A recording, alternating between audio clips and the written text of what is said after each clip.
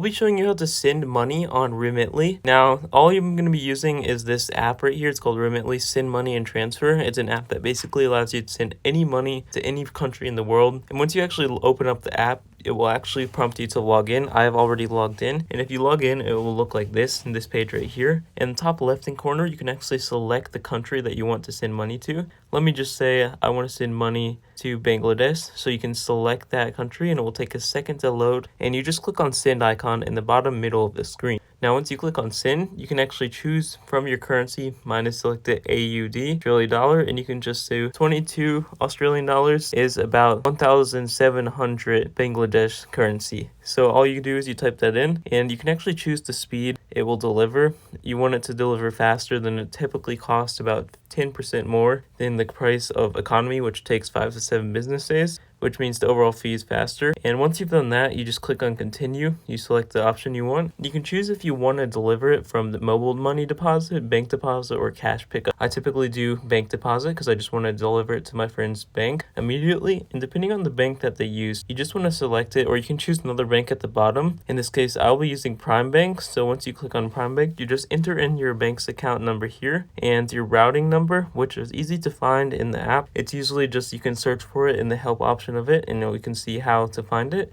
But once you actually enter in this number, let me just say this is my number like so, and you enter in your routing number, all you do is you click continue, and it will basically allow you to enter in your and your friend's email and phone number so you can actually send it to their country.